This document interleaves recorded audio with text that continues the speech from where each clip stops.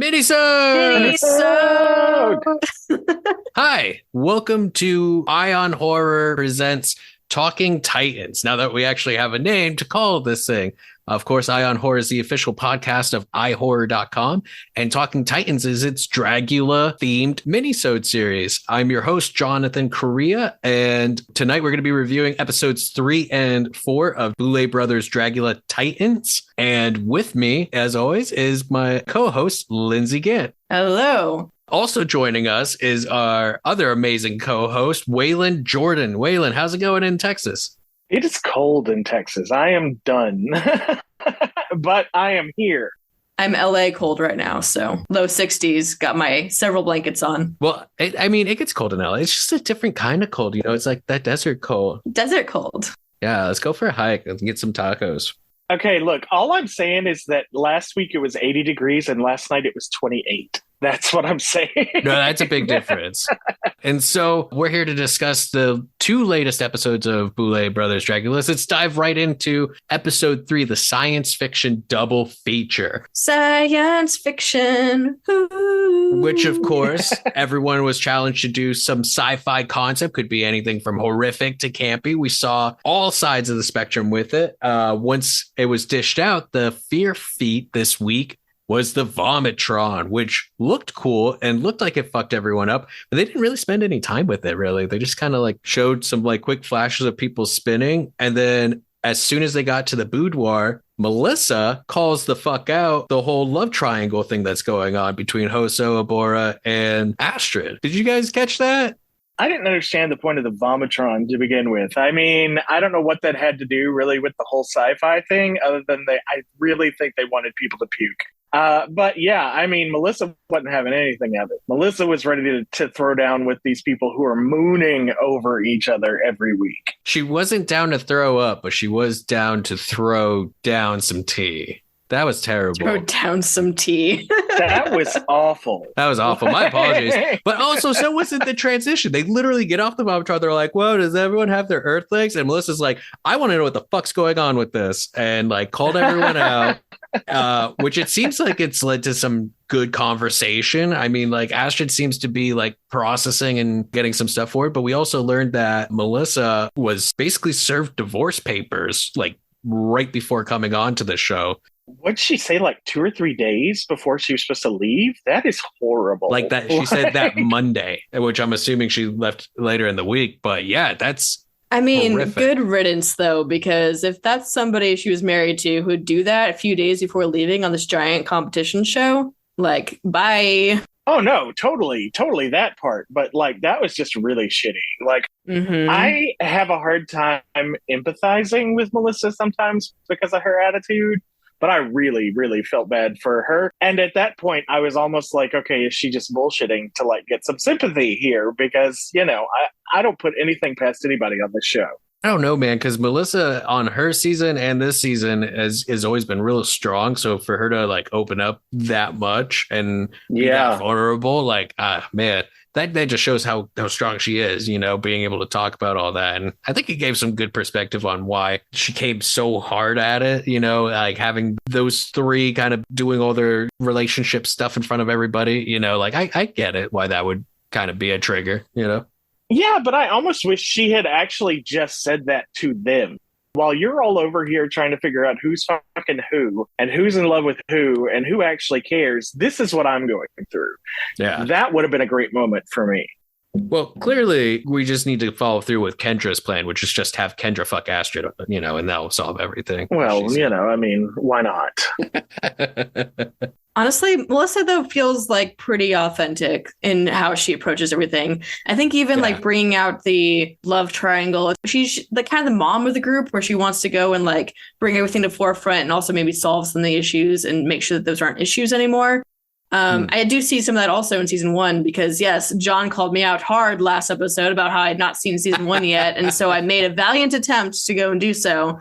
And she's basically the same person there as well. So she's just very good at the people part of Dragula. And I think it was more authentic of her pulling someone to the side saying, I don't want this to be a major part of the storyline, but here's something going on with me. And yes, there are cameras on me, but it's not something I'm trying to use as a tactic for the rest of the group. Exactly. And so I think it's pretty established that we have two moms in the group now. We have Eva and we have Melissa. They both have different tactics, but they seem to be helping the others as well. And that's one of the things I really appreciate about the season that we're seeing with these 4 episodes is it feels much more communal. Yes, there's alliances being made and what have you, but it seems like everyone's trying to make an effort to include each other, be constructive with their feedbacks. Like you're not really seeing a whole lot of backstabbing really as some of the previous seasons. And I think that's really cool. And I think that's because they've been through it before and they understand like this is something that's completely different and special. And they think they all recognize that. Abhora just needs to get out of her head. And so does Erica. Those two, just insane amount of just running around in their own heads and just like not being there in the moment, which leads to this week's challenge. What did everyone think of the final looks when it came to the science fiction? Because when they were in the boudoir, I was kind of excited about Erica's look because she was saying that she was drawing inspiration from King Ghidorah and the Godzilla movies. Lindsey knows this. I'm a huge Godzilla fan, so I immediately was like, yeah. And I dug her look, again, it's not as great as everybody else's, but like I enjoyed the hell out of it and thought it was real fun, especially when she like had the heads on her hands and then took them off. That was cool. What I really liked about that look was that it was so different from what we've seen of Erica. And that made me so excited. I was like, oh my God, she's pulling something else out. Look at this. A little bit of Godzilla, a little bit of like everything there. It's so fun. And then like when the Boulets were talking, got to see a bit more of it closer. And it's just not like that well constructed. So like it was great for like Erica standards and different and exciting, but then just wasn't enough to meet expectations compared to the rest of the people there. So initially my first thought was like, yes, Erica killing it. And then it was just like, it's fine. They did call out Eva for her store-bought items that she had. Yeah. And yeah, Eva, that was why? Eva, why did you do this? Yes, definitely had me scratching my head on that. But at the same time, they're calling her out for that. And Abhora literally looked like she had like poster board taped to her head before it was all over with her little swirlies with the eyeballs on them. And nobody said a thing. Yeah. And I was like, hold on now. I mean, okay, a store-bought item might not be the best thing, but kindergarten science project is not what we're going for here either. Yeah, because I mean, except for the fact that it was a store-bought item, I really dug Eva's look. I liked the Rosie, the robot turned murder, and she like portrayed that with her performance. And I did like the critique of last week she had a broom, this week she has a mop. What is she going to bring next week? A vacuum? Roomba. She didn't. A Roomba. Yeah. Yes. Even better. It's more sassy. She just wants to clean the stages, Have you seen drag stages? Understandable. Yeah, they need to. I think her using that store-bought item really undermined her look because I thought it was solid. But again, it wasn't top look because top looks were, of course, the winners, which was Hoso and Victoria. Hoso with her super awesome, like Akira schoolgirl killer robot look, and Victoria Black just going full out with the thing. Holy shit, her performance. Oh my God, that was fucking amazing. Like I was blown away. And like they said, when she was just in silhouette before they even really lifted the lights on her and everything, you couldn't tell which part of her body was actually her body, which way her head was actually turned. Nothing. It just looked like something that would crawl out of a science fiction horror movie. She was killing it, that silhouette. It was amazing. Victoria was absolutely incredible. You saw me, John. I was like screaming the entire time. It was fantastic. Yeah. It was scary. Her movements, the way that she had a bit of a curve on her stomach part made her look like she was bending it back further than she was and able to kind of manipulate her body. Like I had no idea she'd even be able to perform in that way. Absolutely fantastic. Hoso is always great. I mean, it's a little bit complicated with Hoso because I feel like she keeps showing a lot of the same kind of style, the same kind of silhouette. And so it's harder for me to get too excited by what Hoso's doing. So I was more excited by, even just being shocked by what Victoria brought out. And that's what I'm looking for in Dragula for sure. And that was one of the things in watching 3 and 4 where I finally realized where I was at with Hoso's art. And that's, she gets the complaint all the time that she does the same thing over and over again, but she does it, she does a lot. But the thing is, she does a lot. There's a lot to her look. There's a lot to take in. There's a lot of details. There's a lot of pieces. There's a lot of stuff attached, and it could be the editing, it could be the format, but we don't get a lot of time on her look often, especially the shoes episode. That was just cut so rapid to the music of shoes that we didn't get much time with anybody's look. But I feel like because there's just so much going on, we don't get a lot of time to register. And so for the overall bigness is what we just keep seeing with her looks. And that's why some people can perceive it as the same look over and over again, but she's not. She's adapting her art to the challenges very well, and she keeps killing it. And that's why I was really excited by her look in episode 4. Thinking about Victoria and Hoso's look and even Coco's look for this episode, and then comparing it back to Eva's, it's like, yeah, Eva had a store-bought, but thinking about these people who put so much time and effort and dedication into crafting these costumes, like that is just absolutely incredible what they're able to do.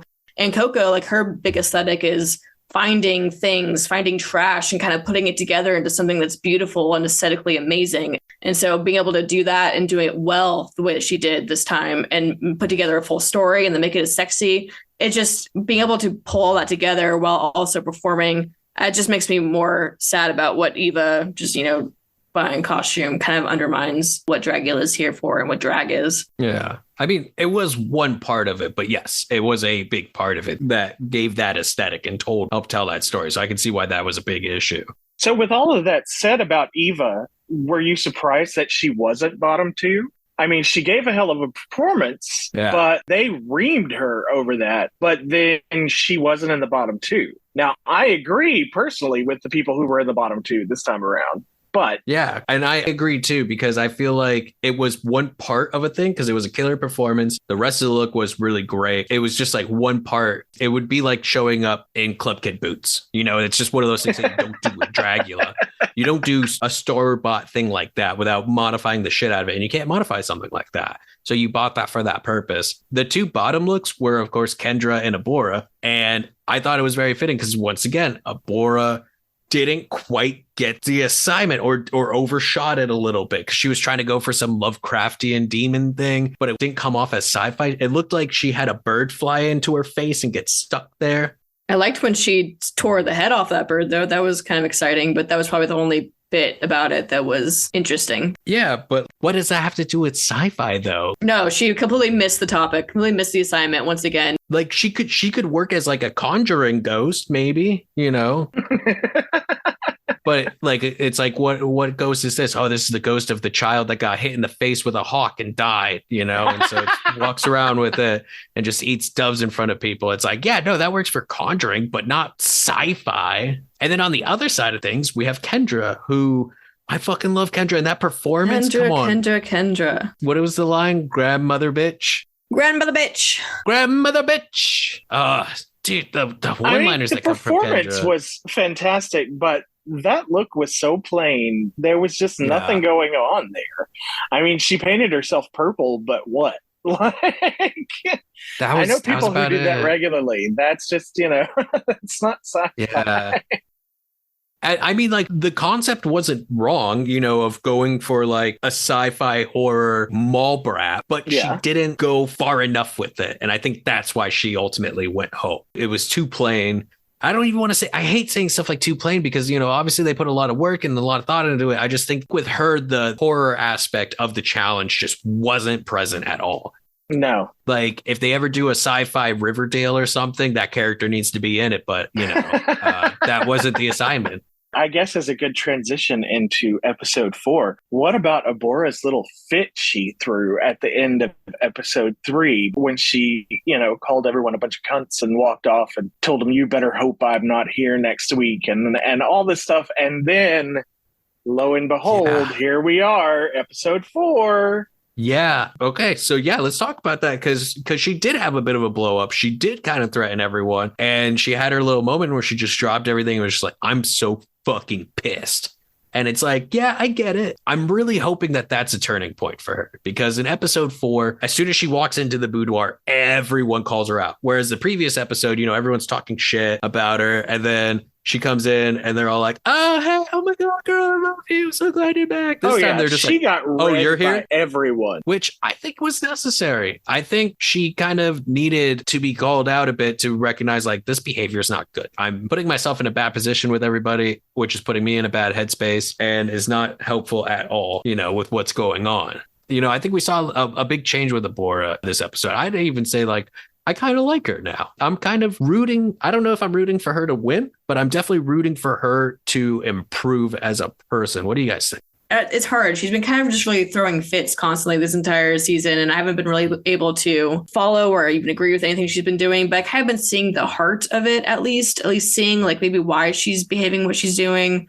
But it wasn't until this episode where I not fully got onto her side, but definitely understand more on where she's coming from and feel like I can give her a second chance. And I don't feel so extremely now that she should leave. Yeah, because she's actually making like an effort. She's actually going about, trying to correct course with everybody, which is needed and is good to see. She's not just like immediately going, oh, I'm the worst, I'm so sorry. Like, it's not self-pity, it's not, manipulation. It's just seems like genuine, like, I recognize I've been a problem and I'm gonna do better, and that's great. That's all I ever want for anybody. But this week's theme is right up Lindsey's alley, with it being Dungeons and Drag Queens, going into a performance challenge, which was determined by this week's Fright Feat, a tug of gore, which they seem to balance it out pretty evenly. Which team won? Astrid, Erica, Melissa, and Victoria. Yeah, so they won, and the winner of the challenge got to pick which script. One is a straightforward script, and the other one was called a curse script because it featured dialogue that was backwards. And I think the names of those, only one was correct. I don't think the curse script was cursed because it had much more personality, whereas the other one was the safe script, and boy, did they play it bland. Like, the performances in that teams was very boring. They didn't hardly do anything. I mean, they literally looked like a high school production or a middle school. It was so bad. Yeah. And Victoria kept forgetting her lines. I love that little montage that they kept cutting to of Victoria just going, of her just saying line over and over. Poor girl was struggling this episode, which is so sad. And her look was there too. Very beautiful look, from the neck up, but then underneath it, from the neck down, it looked, I don't know, weirdly like royal, but also had like a prisoner chain aesthetic to it. Couldn't really place it. It's definitely a trend we've been seeing for sure. Like when Astrid, of course, notorious for winning that first episode and then coming back and getting kicked out of her season. And then we had Eva, who did so well, won the competition this season. And then the next episode came in with a store-bought costume. And then now it's back to Victoria. Victoria absolutely killing it with her thing. And the next episode just like completely flubbing with her elf. I think it's for some people, because let's not forget that Hoso also won episode 3, and then in episode 4 had one of the top looks. And I think one of my favorite of Hoso's looks this entire season, because different silhouette, it wasn't as busy, didn't have as much stuff on it. It was very focused. And the detail in it was incredible, how she had the ruins and stuff. It really reminded me of what they did with the Lord of the Rings movies and having all the little details, the orcs and everything, which I dug her look a lot.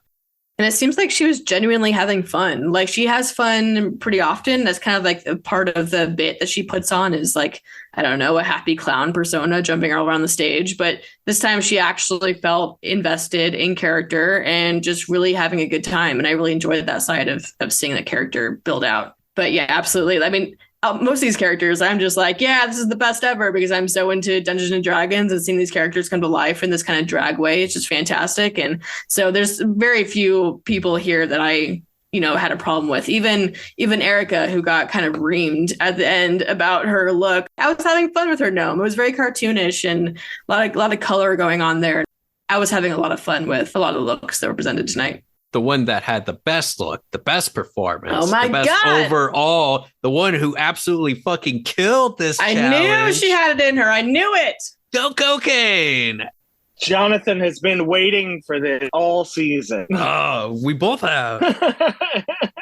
I've been crying into my potions every night saying, please, please give Coco the strength to pull it out. And just fantastic. It was amazing. When she came out with that giant axe, oh my God. When she ran into the door, she immediately was into the comedy, immediately into the character. Like, this was just absolutely made for her. And I'm so proud. She did exactly what you need to do in this show, which is not compromise on your arts, but rise to the challenge. She still had her big hips, still had her big tits out, and she brought that messy fieriness to it, but made it into this barbarian character. The makeup was on point. The hair was incredible. The axe was awesome. But yes, the comedy was, no notes. She was doing what she does best also, which is pulling together a bunch of trash, discarded items and putting it together into her character and making it flawless. Like, I absolutely love that part of her aesthetic, and she just absolutely pulled it together and killed it this episode. Yeah. And poor Eva, she had a really killer cartoon anime look for hers that was just undermined by her attitude in the episode. Her attitude and her complete meltdown. Yeah. I mean, I get having the anxiety attack. I understand that part of it. This is another question I wonder about how much of this is drama being pushed by the editors and producers. I understand needing to be professional and then not having a meltdown like that, but there's a lot of elements behind the scenes of these productions that aren't necessarily captured on camera. So I kind of felt bad that that was used in that way to kind of bring it down a bit, but also she really should have held it together. There's a lot going on, and there's a lot that's happened. She won, and then she was dragged for her next look the next week. So she definitely had like a lot of stuff going on in the back of her head with this challenge. And I think with the location, with the travel with it, I think she just let it get to her. And I think she also just put a lot of pressure on herself because it was a performance acting challenge. And she's, going around going, I'm the thespian of the group. Well, yeah, and let's be real. We knew she was going to fall apart as soon as she started with that mess. I'm like, I grew up with theater kids. I was a theater kid. This is headed for disaster. As soon as I heard her, like, oh, well, I'm a thespian and I'm this and I'm going to teach everyone acting exercises. And are you serious? No, just go learn the damn script. Like, thespian? Do you mean theater lesbian? Yes, that is exactly what it means. Yeah, there were some really great moments in the performances. Abhora's look was pretty solid, this one. That whole group, they handled the backwards really well. I was very surprised. Coco Kane killed it, obviously, because they're all, they're saying their sentences backwards, going back where we go, and then all of a sudden she just goes, nah, nah, nah, nah, nah. Yeah, perfect.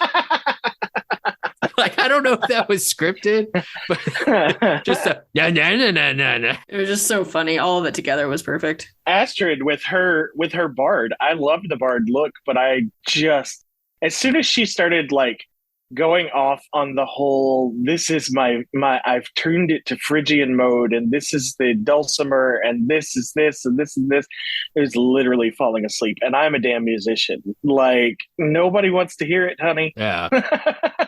Although her whole tutorial about D&D, I actually brought my husband in from the other room because he plays D&D also, and I was like, just listen to this. And he was having the time of his life with that. It was so good. Honestly, like, the best parts of the editing for this show so far is whenever they pick up on something that Astrid is doing and they just like harp on it. They just like replay it over and over again and just try and they spin it in different ways. It's like a DJ spinning what Astrid is saying in different new and complex ways. It's just so funny the way they do it. Just the montages of Astrid going on a rant and everyone just kind of rolling their eyes. I love it because she is known for it. She does it, and you know what? She's unapologetic about it. And until she goes off on something that's annoying, like the whole like, I can't go home, I'm not going home, as long as she doesn't have like a meltdown type of rant. It's kind of funny because one of the best lines that Astrid said this episode was saying, I think it was last episode 3. She was like, Abhora is not creative. She's just pretentious. And I'm like, girl, listen to yourself. You're the one who goes on and on and on about things that nobody cares about. You're the pretentious one here. Take a look in the mirror. My God. Yes. That was such a great line, and I use it. She's not creative. She's just pretentious. I've said that at work like 4 times since then. That does not surprise me about you, Jonathan. So, of course, we all knew who was first and who won the competition, but there always has to be a couple of bottoms, right? With the competition. Couple bottoms, John. Tell me more about those bottoms in the competition. I mean, look, I feel like I just walked right into that one. The game man is trying seriously not to make comments about the bottoms. Oh, the bottom jokes galore. I would like to apologize, Waylon, for walking right into that one and ruining your temptations to make bottoms jokes. Our favorite Coco Kane won the challenge this week. Well deserved. Well deserved. I'm just so stoked. And at the bottom, we had Victoria Black. Shocking. Which is very shocking. Not with the look that she presented this week, but just in general, because of the caliber she's always at. And of course, Erica Clash, who got a lot of notes about her application. Especially the ear was coming off, the lines weren't there, and then just overall how it just looked kind of plain. Back in the boudoir, you had Victoria having a little bit of she handled it so well, I think. She didn't get down on herself too much, and she very quickly was just like, hey, if this is going to be my last night, I just want to say I had so much fun with you guys, and I love you all. I think that's why we keep going. Like, Victoria's never won, but she kind of has. And that's just because she not only is a powerful performer on stage, but off stage, you can tell she's just like either just grinding, working on her stuff, or is just very supportive of everybody. What did you guys think of their looks and overall this week? Yeah, so I mean, Erica, like I had said, I didn't find too much problem with her looks. I think I've had like more problems with some of her previous looks, but this one, like I understand it. I understand like where the critique came from, but also compared to the rest of the people here, like it's just not at that caliber, and I just don't think that it could be. I don't think that she can be able to do more than what she has done already. So I think that's why she's definitely there at the bottom. Victoria was shocking. I knew that she wasn't going to go home. Like there's just no way that she would lose out from that one bit. Like it was not a great look, but there have been worse looks, and there's no reason for her to go home at that point. Like, it wasn't like the worst day in the world that she had. So she was going to pull out of that. And I think that they're right. Like, once that happened and Victoria did not go home, she might actually come back really hard next time. Like, that's what she does. She might get another kick in the ass and decide to go full steam ahead. So I'm kind of more excited now to see what Victoria's going to do. I don't know if it could ever match the look that she did for the thing, because that was probably one of the top tier looks I think she could do. But I'm excited to see where she goes from here. Yeah, I have to agree. Erica had peaked for the season. This was what we had from her, and this was what we were going to get from her. And, I love the gnome look. I thought it was cute, but it was also a little like a Smurf and maybe a little too heavy in that direction. Victoria, y'all know how I feel about Victoria. I like looking at Victoria. I'm just, I'm happy she's going to be around for another week. Waylon's got a crush. I do. I really do. Every time they cut away for the little interviews and stuff, I have to get my little fan out every time Victoria is on the stage. So you're a fan of the Victoria mullet, because John has a problem with the mullet. I could fix that. Anyway, I think she is going to come back next week. I think she's going to kill it next week. I don't think she was really into the fantasy aspect, or she went too far into the fantasy aspect and forgot that this was horror too. So, yeah, I think she'll come back next week and kill it. It's such a rarity for her to be in the bottom, and I don't think she's going to stay there for long. Well, we ultimately found out she didn't go home. It was instead Erica's time. Which, again, when it comes to stuff like reality shows, there's that reminder that we have to have that this is them in a very specific scenario. And Erica's art is incredible and it's awesome. And I've seen some of her stuff online from her live shows, and she's great. And it's understandable that when you're in this environment with all these cameras and you have to adapt your art to something specific. Sometimes it just doesn't mesh well. We've seen it in previous seasons. And so I think it was her time. I'm so glad that she had that moment in the boudoir where everyone's like, hey, no matter what happens, you don't look back on your life and go, I wish I was more stressed. I thought that was a really good line someone said to her. Mm-hmm. And I think she needed to hear it. And I'm glad to hear it. I needed to hear that one. I needed to hear it a bit too. Thank you, Boulet. I appreciate the therapy. Yeah, my mental health needed the check this week. But yeah, I'm glad that she's able to take that step back and go, you know what? I did have fun. I did enjoy this, and I'm learning a lot. And I think that's awesome. She may not have won the top prize, but I think she can walk away with tools and ideas that will help fuel her to be even stronger in the future. And that's episode 4. What I would like to know, now that we know who's left at the end of episode 4, has your guys' predictions changed at all for who you think is going to the top? At this point, I have no idea. Everybody, like you said, I mean, it's 1 week somebody's killing it. The next week they're in the bottom. It's just, I have no idea at this point. I mean, I have favorites but I'm not even, committed to that right now because they all just keep doing all of the extra stuff. No, I don't have predictions right now. I have no idea. I think it really could be anybody's season. Yeah, definitely. Like, I mean, I've had favorites come and go. Coco, like, I'm so excited that she has been able to pull to the top the way that she's deserved. I hope that she can keep that up. I feel like sometimes it goes to their heads. Maybe they fall back or falter a little bit. As long as it doesn't go all the way to the bottom, it's okay to kind of ride the middle for a little bit. It's kind of a safe spot to be. I think Melissa, like, I want her to go further, and I've liked her looks the last couple of episodes. We haven't really talked about her much. I think it's just kind of because it feels very middle of the road. She's doing what needs to be done. But she also, I mean, I guess episode 3, she kind of killed it with her look by actually making the entire design, the entire costume, and putting all the gems on there. And so she's really trying hard and really doing amazing work. But for some reason, it doesn't seem like it has been pushing forward of anybody else. And so I want to see more with what Melissa can do. And hopefully she can kind of find a way to push through to the top.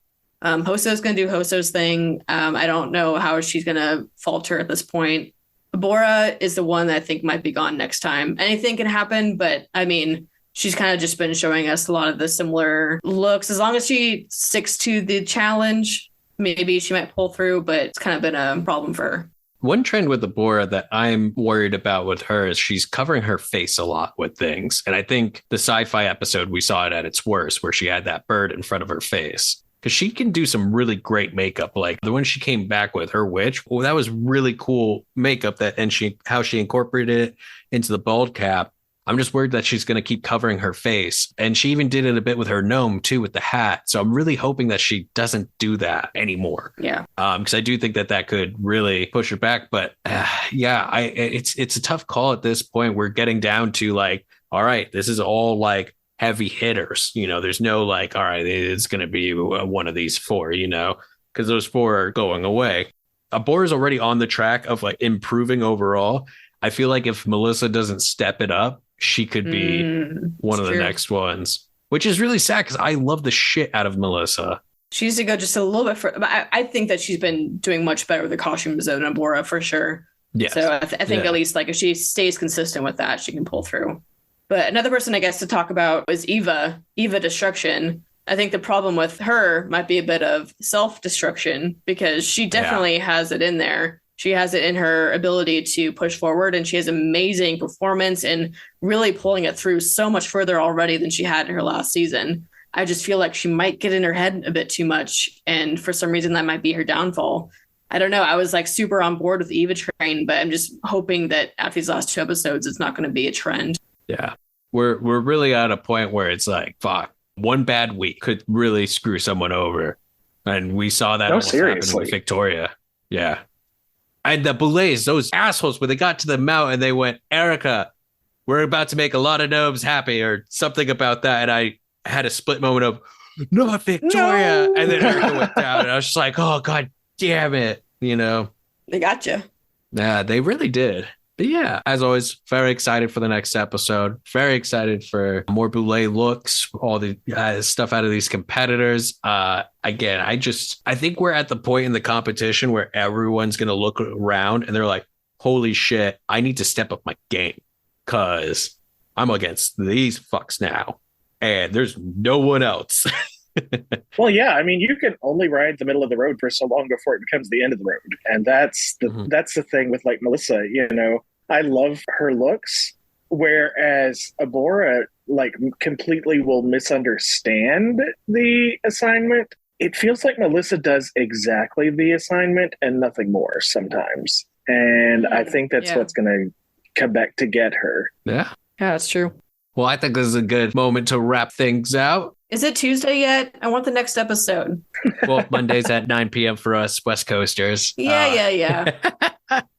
Well, thank you guys so much for coming back and talking Titans with me. Again, this is needed because no one will talk to me about this at work. This is my only time. Thank you for letting us talk into the void. I've enjoyed it as usual. And so, yeah, we'll be back in 2 weeks. We'll be discussing episodes 5 and 6. which should be pretty crazy. Of course, our intro is little snippets from Restless Spirit, which is always awesome. The artwork is by Chris Fisher. You can find myself on all the socials under iHorror. And also iHorror.com, where myself and Waylon call home because we both write there. Waylon more than me, I think. And by I think, I mean, I don't write anymore. You're still active, right? Occasionally. You with kill all it the on Pride projects Month. that I have on. But yeah, occasionally I'm over there.